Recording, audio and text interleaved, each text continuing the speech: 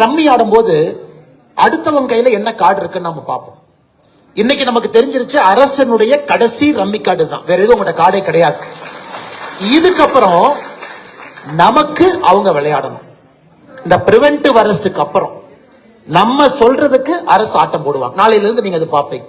அதனால் கைது செஞ்சுட்டாங்க, உள்ள ஒரு 6 மணி நேரம் அடைச்சு வச்சிருக்கிறாங்க, எங்களை எந்த வேலையும் செய்ய விடல அப்படிங்கிறது ஒரு அரசியல்வாதியா இருந்தா நீங்க பெருமைப்படணும். ஏன்னா ஏதோ ஒரு விஷயத்துக்காக, ஒரு நல்ல விஷயத்துக்காக நீங்கள் போராட்ட குணத்துல களத்துக்கு வந்து, அதுவும் குறிப்பாக இன்னைக்கு திருப்பூர்ல கைது ஆவோம் என்று தெரிந்து களத்துக்கு வந்திருக்கக்கூடிய எல்லா பாரதிய ஜனதா கட்சியினுடைய தொண்டர்கள் இந்த நேரத்தில் நான் பாராட்டு. ஏன்னா இன்னைக்கு கைது ஆவோம் தான் நீங்க எல்லாம் வந்திருக்கிறீங்க, கைது ஆவோம் தான் வந்திருக்கிறீங்க. பாட்டி 65 வயசு, சின்னகாலபாளையத்துல அங்க ஸ்பாட்ல இருந்தாங்க. இன்னைக்கு கைதும் ஆகி வந்திருக்கிறான். அவங்க கைதாக வேண்டிய அவசியம் இல்லை, ஸ்பாட்ல இருந்து அப்படியே அவங்க நடந்து போயிருக்கலாம். இருந்தும் நம்ம கிராமத்துக்காக இன்னைக்கு பாரதிய ஜனதா கட்சி போராடுறாங்க, தலைவர்கள் எல்லாம் போராடுறாங்க அப்படிங்கிற ஒரு தார்மீக அடிப்படையில் இன்னைக்கு 65 வயது இருக்கக்கூடிய அம்மா, பேர் என்னங்கம்மா? மணியம்மாள். 65 வயது இருக்கக்கூடிய மணியம்மாள் அவங்களும் கைது பண்ணி வர்றாங்க. இதுல ஆச்சரியம் என்னன்னாங்க, ஸ்பாட்ல மணியம்மா அவங்க கிட்ட பேசும்போது, தம்பி நாங்கெல்லாம் எல்லாத்துக்கும் கட்டுப்படுவோம், ஏதாவது ராணுவத்துக்கு அனுப்பிச்சு சுட்டுக்கிட்டு போறாங்க எங்களைய, ஒரு வார்த்தை என்னன்னு பாரு தம்பி.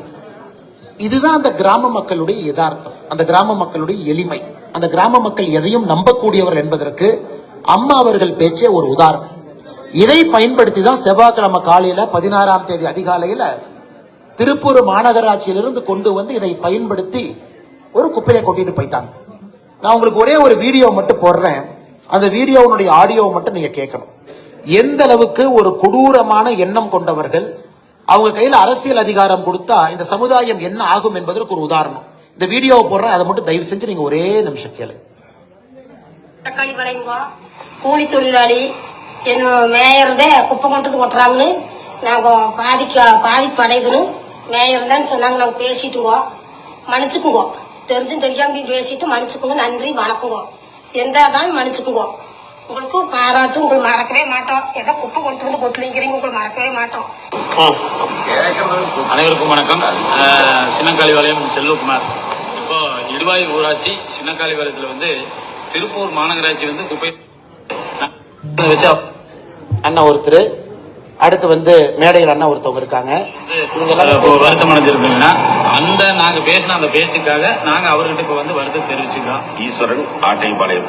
எங்களுடைய இடுவாய் ஊராட்சிக்கு உட்பட்ட சின்னக்காளிபாளையத்தில் மாநகராட்சி நிர்வாகம் குப்பை கொட்டுவதற்காக பல்வேறு துரிதமான பணிகளை செய்தது. நாங்கள் பலகட்டமாக அனைத்து சட்டமன்ற உறுப்பினர்கள் எல்லாமே இங்க இருக்கிறாங்க. எதுக்காக இந்த வீடியோ போடுறாங்க? இது திராவிட முன்னேற்ற கழகத்தினுடைய வாட்ஸ்அப் குரூப்ல வந்த வீடியோ, ஒருத்தர் எனக்கு அனுப்பிச்சார். இந்த வீடியோல கிராம மக்கள் முதல்ல பாருங்க, ஒரு அப்பாவி பெண்மணி, மோஸ்ட்லி விவசாய வேலை செய்யறவங்க, இந்த அம்மா கூலி தொழிலாளி, இந்த அம்மா இந்த மாதிரி நான் மன்னிப்பு கேட்கிறேன், நான் மன்னிப்பு கேட்கிறேன்னு சொல்லிட்டு அக்கா மன்னிப்பு கேட்கிறாங்க. அது திராவிட முன்னேற்ற கழகத்தினுடைய ஆளுங்க என்ன பண்றாங்க பாருங்க, அந்த மேயருடைய படத்தை போட்டு ஊருடைய பெரிய மனிதர்கள் இங்க இருக்கிறாங்க, ஊருடைய பெரிய மனிதர்கள் மக்களுக்காக போராடுறவங்க. எதுக்காக இந்த வீடியோ வந்துச்சுன்னாங்க, ஞாயிற்றுக்கிழமை அன்னைக்கு இந்த மேயர் அலுவலகத்திலிருந்து ஊர் மக்களை சொல்றாங்க, நீங்க எல்லாம் மேயரை பத்தி தப்பா பேசிட்டீங்க, நீங்க அந்த கூட்டம் போடும் பொழுது, ஆர்ப்பாட்டம் நடக்கும் பொழுது மேயருடைய அப்பாவை பத்தி தப்பா பேசிட்டீங்க, நீங்க ஊருக்காரங்கெல்லாம் மன்னிப்பு கேட்டீங்கன்னா மேயர் பெரிய மனசு பண்ணி உங்களை மன்னிச்சுட்டு அங்க குப்பையை போட மாட்டாரு, நீங்க ஊருக்காரங்க மன்னிப்பு கேட்கலினா மேயர் ராணுவத்தை கொண்டு வந்து குப்பையை போடுவாரு அப்படின்னு மிரட்டுறான். ஞாயிற்றுக்கிழமை மத்தியானம். ஞாயிற்றுக்கிழமை காலையில அந்த ஊர்ல இருந்து 12 பேர் போறாங்க, உங்ககிட்ட ரெக்கார்டு பண்ணிட்டு போறாங்க, இந்த மாதிரி ஐயா மன்னிச்சுங்க, நாங்க தெரியாம சொல்லிட்டோம். இதெல்லாம் பாருங்க, ஒரு ஜனநாயகத்தில் நாம் வாழ்ந்து கொண்டிருக்கின்றோம். நம்மள ஒரு அரசியல் கட்சியினுடைய உறுப்பினர்களா இருக்கிறோம். ஜனநாயகப்படி நம்முடைய குழந்தைகள் ஒரு நாட்டில் வாழ வேண்டும் என்று நினைக்கின்றோம். பெரியாள் சின்னாள்னு இருக்கக்கூடாது, எல்லாரும் சமமான ஒரு சமுதாயத்தில் இருக்கணும்னு நினைக்கிறோம். சாயந்தரம் மேயருடைய அலுவலகத்துக்கு போறாங்க, மேயரையே சந்திக்கிறாங்க, மன்னிப்பு வீடியோவை காட்டுறாங்க, எல்லாம் மன்னிச்சுங்க மன்னிச்சுங்கன்னு மேயர்கிட்ட கேட்ட பிறகு மேயர் உறுதிமொழி அளிக்கின்றார், உறுதிமொழி கொடுக்கிறார். எல்லாரும் மன்னிப்பு கேட்டீங்க, இதுக்கு மேல நான் எதுவும் பண்ணல, நான் உங்க ஊர்ல குப்பையெல்லாம் கொட்ட மாட்டேன், கோர்ட்டுக்கு போய் நாங்க கோர்ட்ல வேற ஆர்டர் வாங்கிட்டு வேற ஊர்ல நாங்க குப்பையை கொட்டிக்கிறோம், எல்லாம் கிளம்பி போங்கிறாங்க. அது பிறகு ஊர் மக்கள் கிளம்பி வர்றாங்க. செவ்வாய்க்கிழமை காலையில போலீஸ் பாதுகாப்போடு குப்பையை கொட்டிட்டு போறாங்க.